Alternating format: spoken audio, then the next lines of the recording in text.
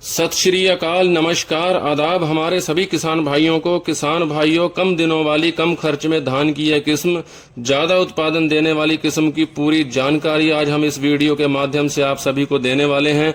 Punjab state में तथा Haryana state में बहुत ज्यादा लोग इस किस्म के धान की खेती कर रहे हैं, परंतु अब हमारे पश्चिमी उत्तर प्रदेश व उत्तराखंड में भी बहुत से किसान 1-2 वर्षों से इस धान की खेती करने लगे हैं।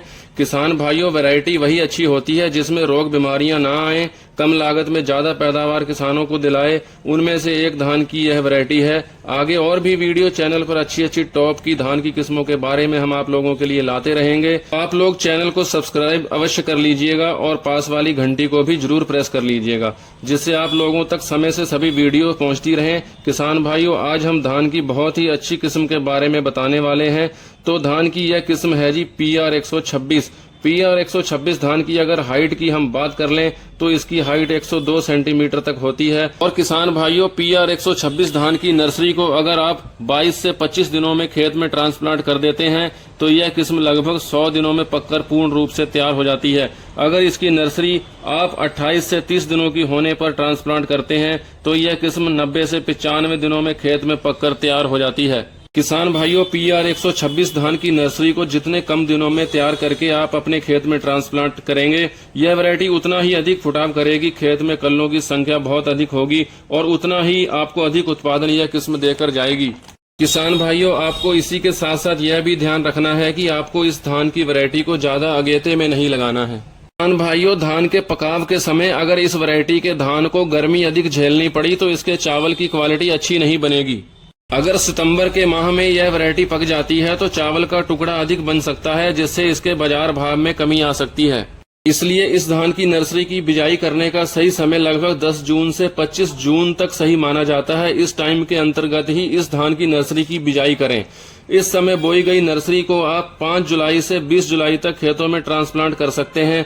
अब किसान भाइयों, हम PR 126 धान की बीज की दर के बारे में बात कर लेते हैं। तो किसान भाइयों, PR 126 धान का बीज 6 किलोग्राम प्रति एकड़ के हिसाब से पर्याप्त रहता है। अब किसान भाइयों, PR 126 किस्म की दूसरी किस्मों के मुकाबले जब इस किस्म की रोपाई आप करते हैं तो पौधों की गिनती प्रति वर्ग मीटर में ज्यादा रखें दूसरी किस्मों के मुकाबले, क्योंकि इस प्रकार डिस्टेंस को मेंटेन करने से पौधों से निकले हुए कल्ले पूरे खेत को भर लेते हैं, कहीं भी खाली जगह नहीं रहती है, खेत में नमी बरकरार रहती है व पानी की भी कम आवश्यकता पड़ती है। किसान भाइयों, अब हम बात कर लेते हैं PR 126 धान में खाद की मात्रा के बारे में। किसान भाइयों, जैसे कि आप अन्य सभी धान की वैरायटियों में urea, zinc, sulphur, calcium, DAP आदि का प्रयोग काफी समय से करते चले आ रहे हैं, उसी प्रकार से PR 126 धान में इन सभी के साथ साथ अगर आप पहली या दूसरी यूरिया में म्यूरेट ऑफ पोटास 25 किलोग्राम प्रति एकड़ के हिसाब से मिक्स कर दें तो आपको जो रिजल्ट प्राप्त होंगे आप स्वयं आश्चर्यचकित हो जाएंगे। किसान साथियों, पौधों की जड़ों के विकास में पोटास अहम रोल निभाती है। पौधे की वेजिटेटिव ग्रोथ पर भी पोटास का अच्छा प्रभाव देखने को मिलता है। पोटास का असर शुरू से लेकर दाने पकने की अवस्था तक भी दिखाई देता है। दानों पर चमक बनाने में भी पोटास अहम रोल अदा करती है। यूरिया खाद के 2 से 3 बैग आपको इस किस्म पर प्रयोग करने चाहिए और समय समय पर पोषक तत्वों की स्प्रे भी आप इस किस्म पर 2 से 3 बार अवश्य करें।